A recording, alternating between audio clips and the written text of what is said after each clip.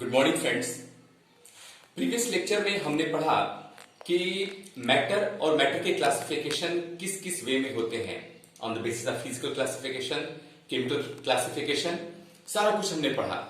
हमने ये भी पढ़ा कि फंडामेंटल कितने पैरामीटर्स होते हैं, लेंथ, मास, टाइम और amount of substance etcetera etcetera. This all things we studied along with their SI units.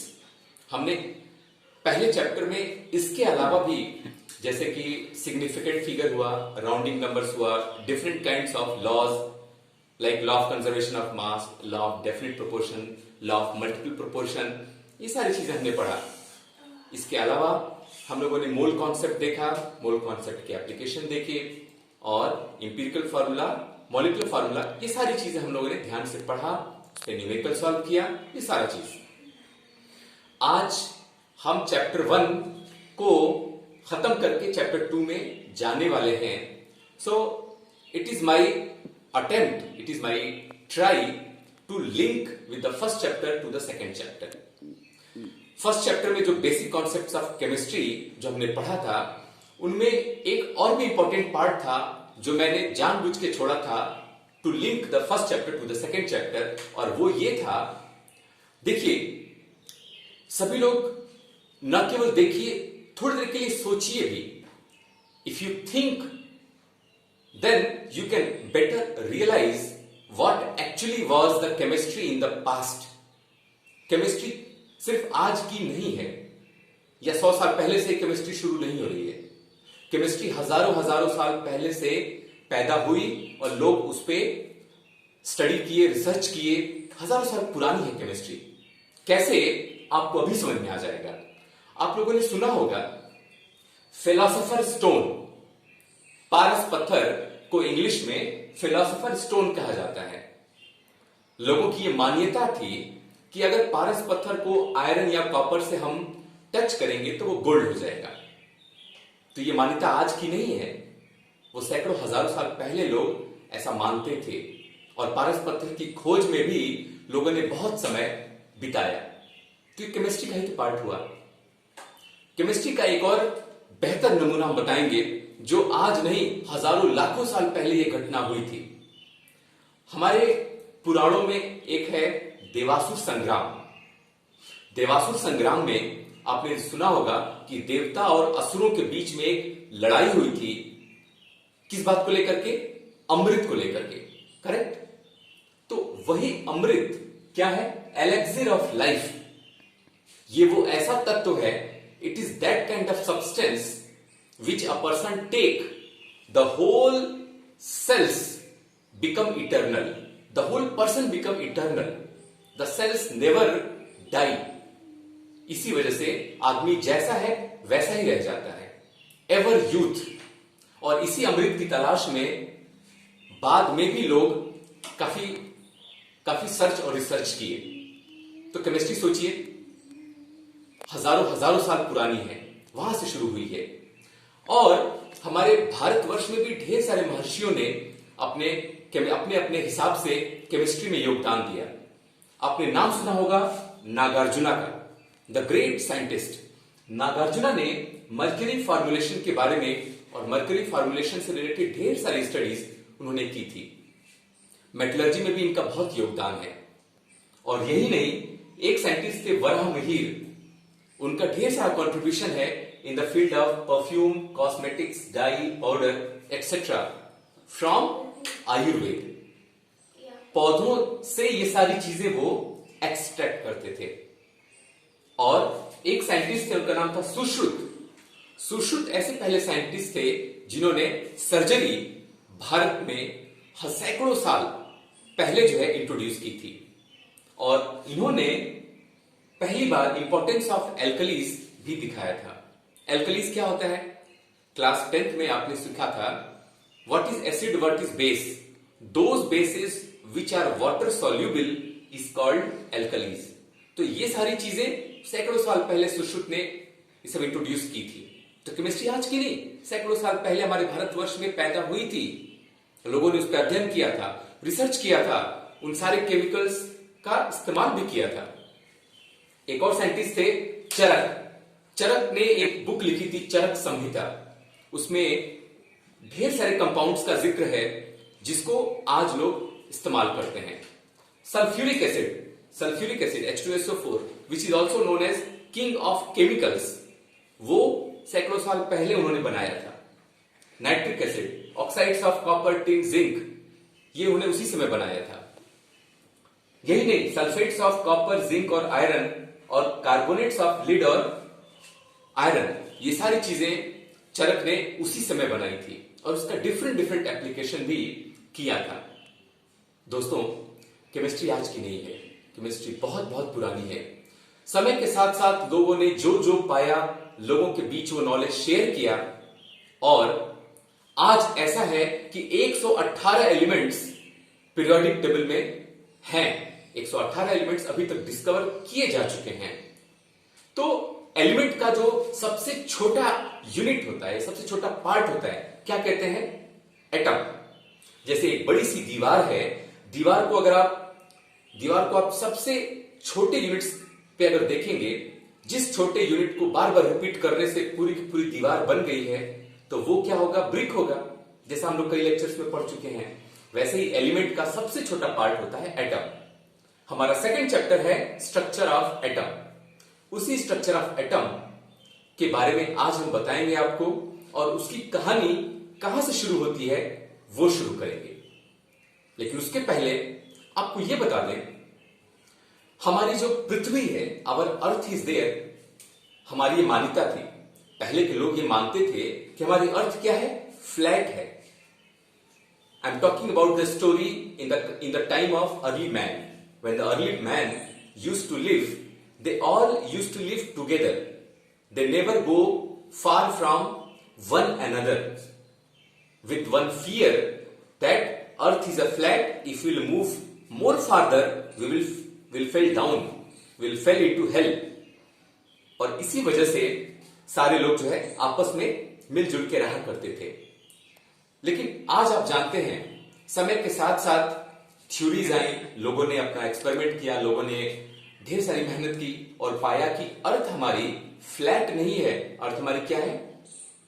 वो गोल है। पृथ्वी हमारी गोल है, करेक्ट? तो वैसे ही एटम के बारे में लोगों ने अपनी अपनी धारणाएं बहुत पहले से रखते आ रहे हैं। लेकिन आज हम जानते हैं कि एटम क्या है। लेकिन पहले क्या क्या लोग सोचते थे एटम के बारे में, ये सारी चीजें हमें पढ़नी है, हमें समझनी है कि कौन कौन से एजेस में लोगों ने एटम के बारे में क्या क्या कहा, क्या क्या उनसे गलतियां हुई, और बाद में लोगों ने, कौन कौन साइंटिस्ट ने एटम्स के बारे में क्या क्या सुधार किया। तो सबके कॉन्ट्रीब्यूशंस को आज हमें स्टडी करना है। तो कहानी शुरू होती है हमारे भारत के ही एक बहुत बड़े महर्षि, जिनका नाम था महर्षि कनाद। हिज नेम वाज महर्षि कनाद। उन्होंने कहा था कि पूरा का पूरा जो ब्रह्मांड है, the whole universe is made up of a certain indivisible part. उन्होंने कहा था कि सब्सटेंस को उन्होंने पदार्थ कहा था, और उन्होंने ये कहा था कि मैटर को उन्होंने पदार्थ कहा था। उन्होंने कहा था कि हर पदार्थ एक ऐसी छोटी सी छोटी चीज से मिलकर बना है जिसके और छोटे टुकड़े नहीं किए जा सकते, और उस चीज का नाम उन्होंने दिया था परमाणु। और उन्हीं के एज में ग्रीस एक शहर है, ग्रीस एक देश है। तो ग्रीस में भी दो और फिलोसफर थे, उनका नाम था डेमोक्रिटस। तो डेमोक्रिटस ने भी कहा था कि the whole substance is made up of an indivisible thing, उसका नाम उन्होंने दिया था एटोमिशिया। उसका उन्होंने क्या नाम दिया था? एटोमिशिया। और एटोमिशिया से ही एटम का निर्माण हुआ। The word atom derived from एटोमिशिया। तो उसके बारे में और भी चीजें हम आपको बताने जा रहे हैं। बट उसके पहले एक और चीज आपको बता दें कि सो फ्रेंड्स, जैसा मैंने बताया था कि उन साइंटिस्ट का नाम था डेमोक्रिटस और लियोसिपस। दो ग्रीक साइंटिस्ट थे। वो दोनों ग्रीक साइंटिस्ट ने एक वर्ड इंट्रोड्यूस किया था एटोमियो। एटोमियो का मतलब क्या होता है? एटम। डेमोक्रिटस ने भी बात वही कही। उन्होंने कहा था कि हर सब्सटेंस को अगर बिल्कुल छोटा करते जाएं, if you break a substance, if you divide the substance in as smaller parts as possible, we reach to a certain stage where that thing cannot be further divided, and that thing is known as atom. This atom is actually derived from the Greek word atomio. Atomio means indivisible. तो ये चीज हम लोगों ने past में पढ़ा था। अब इसी एटम की और क्या ओरिजिन है, लोगों ने उसके बारे में क्या क्या कहा था। तो सबसे पहले ब्रिटेन के एक साइंटिस्ट थे जॉन डाल्टन। जॉन डाल्टन ने अपनी एक थ्योरी दी थी जिसको कहते हैं डाल्टन्स एटॉमिक थ्योरी। ये आप लोग क्लास 9-10 में भी पढ़े हैं कि the atoms of the same element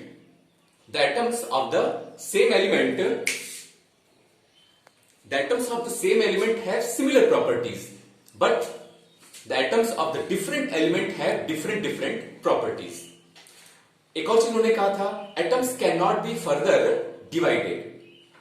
तो ये सारी थ्योरीज डाल्टन्स की हम लोग क्लास 9-10 में पढ़ चुके हैं, करेक्ट। अब एक चीज और बता दें, डाल्टन्स की एक थ्योरी गलत साबित हुई। डाल्टन ने कहा था कि the atoms can not be further divided, लेकिन आज हम जानते हैं कि एटम्स के अंदर ढेर सारे और भी छोटे छोटे पार्टिकल्स हैं, specially the protons, electrons and neutrons का जिक्र हम आज जानते हैं। बस आपके नॉलेज के लिए हम बता दें बच्चों, एटम के अंदर सिर्फ यही 3 फंडामेंटल पार्टिकल्स नहीं होते हैं, ढेर सारे सब एटॉमिक पार्टिकल्स होते हैं। Around more than 100 subatomic particles are present in today's knowledge. अगर आप रिसर्च और भी डीप में जाएं तो एटम के अंदर 100 से भी ज्यादा पार्टिकल्स पाए जाते हैं। जैसे कि एग्जांपल लेते हैं, एक होता है मेजॉन, पाई मेजॉन्स, एक होता है म्यूऑन्स, एक होता है लेप्टॉन्स, हेड्रॉन्स, क्वाड्रॉन्स। तो इस तरह से ढेर सारे सब एटॉमिक पार्टिकल्स हैं। तो आपको सिर्फ पढ़ना है the 3 fundamental particles, electrons, protons और न्यूट्रॉन्स। सो फ्रेंड्स, जो आज की थ्योरी है जहां पे एटम के और टुकड़े हैं, जैसे प्रोटॉन्स है, इलेक्ट्रॉन्स है, न्यूट्रॉन है, तो सबसे पहले ये बात किसने खोजी थी? किसने ये बताया था कि एटम्स के अंदर ये सारी चीजें होती हैं? J J. Thomson. So J J. Thomson was the scientist जिन्होंने सबसे पहले बताया था कि एटम के अंदर इलेक्ट्रॉन होते हैं। गोल्डस्टीन ने बताया था कि उसके अंदर प्रोटॉन होते हैं, और चैडविक ने कहा था कि एटम के अंदर न्यूट्रॉन भी रहता है। जे.जे. थॉमसन ने एक्सपेरिमेंट किया था जिसको कहा जाता है कैथोड रे ट्यूब एक्सपेरिमेंट। सबसे पहले उन्होंने क्या किया था, एक परफोरेटेड ग्लास ट्यूब लिया था और उसको वैक्यूम से जोड़ दिया था, और वैक्यूम में एक कैथोड और एक एनोड लगा करके यहां पे बहुत ही high voltage, very high voltage ये अप्लाइड। बहुत ज्यादा हाई वोल्टेज अगर अप्लाई करेंगे तो ये जो नेगेटिव इलेक्ट्रोड है वहां से कुछ इनविजिबल बीम पॉजिटिव साइड की तरफ मूव करते हुए ये जे.जे. थॉमसन ने पाया था। तो सबसे पहले जब इनको लगा कि भाई यहां से कोई एनर्जेटिक वेव या एनर्जेटिक बीम पॉजिटिव साइड को जा रही है, तो आप पूछ सकते हैं कि सर उनको पहले कैसे पता चला? उन्होंने यहां पर एक मेटल का एक व्हील रख दिया था, मेटल का एक सब्सटेंस रख दिया था, और रखने के बाद उन्होंने पाया था कि एग्जैक्टली यहां पीछे उसकी शैडो बन रही है। तो इसका मतलब यह कि जरूर यहां से कोई लेजर बीम की तरह कोई रेडिएशन जो है स्ट्रेट लाइन में मूव कर रही है। This conclusion he drawn. Another thing, एक बहुत ही हल्की सी कागज का, जैसे कागज की एक पहिया होती है, उस तो कागज से भी 100 गुना ज्यादा हल्की एक पहिया जो है रास्ते में इन्होंने रख दिया था। तो उन्होंने पाया कि यहां जो एनर्जेटिक बीम मूव कर रही है वो लाइट पैडल को मूव कर दे रही है, means it is highly energetic and it is originating from negative to positive. So उन्होंने कहा था कैथोड रे, और cathode ray was affected by applying electric field अगर मैं इलेक्ट्रिक फील्ड अप्लाई कर रहे हैं फर्दर प्लस और माइनस, तो ये जो रे है किधर मूव करेगी? पॉजिटिव की तरफ मूव करेगी, करेक्ट? क्योंकि इसका नेचर क्या है, वो नेगेटिव है। कैथोड से निकल रही मतलब उसका नेचर नेगेटिव है, इसलिए पॉजिटिव की तरफ वो अट्रैक्ट होगी। और ये जे थॉमसन ने ये भी पाया था कि जब आप यहां मैग्नेटिक फील्ड अप्लाई करेंगे तो मैग्नेटिक फील्ड से भी इसका रास्ता चेंज हो रहा है। तो ये सारी चीजें इन्होंने पाया और इसको इन्होंने नाम दिया था कैथोड रे। तो एक रे है, एक बीम है, इसके सबसे छोटे पार्ट को, सबसे छोटे पार्टिकल को उन्होंने नाम दिया इलेक्ट्रॉन। वैसे ही एक दूसरे साइंटिस्ट थे गोल्डस्टीन को लगा कि अगर कैथोड से अगर कोई रे निकल सकती है तो एनोड से कोई रे क्यों नहीं निकल सकती। उन्होंने एक्सपेरिमेंट किया भी और उन्होंने पाया भी सारी प्रॉपर्टीज वैसी ही है जैसे कि कैथोड रे की तरह है, लेकिन उसका चार्ज अपोजिट है। तो गोल्डस्टीन ने इसको नाम दिया एनोड रेज। जैसे कैथोड रे वैसे एनोड रे। गोल्डस्टीन ने उसको क्या डिस्कवर किया था? प्रोटॉन डिस्कवर किया था। और एक और चीज बता दें, जेम्स चैडविक उन्होंने neutron which is not having any charge उसको पता किया था। बाद में रदरफोर्ड ने इन तीनों को अपना बताने की कोशिश की थी कि इनको रहना कहां है, where these people live, by an experiment known as Rutherford alpha ray scattering experiment. ये सारी चीजें हम लोग नेक्स्ट क्लास में पढ़ा जाएगा, लेकिन इनकी थ्योरी में भी कुछ कमियां थी जिसको नील बोर ने उसको करेक्ट किया। ये सारी चीजें हम लोग अच्छे से पढ़ेंगे। एक हम्बल रिक्वेस्ट है बच्चों कि ये जो कहानी के फॉर्म में हमने अपने भारत के पास्ट की केमिस्ट्री की कहानी बताई है, उसको हल्का सा ही बस देखिएगा, हल्का सा इंटरेस्ट के पॉइंट ऑफ व्यू से रीड करिएगा, लेकिन अब से और अब के बाद जो भी चीजें आएंगी उसको बड़े ध्यान से पढ़िएगा। It is very important for your future classes. Have a nice day, take care.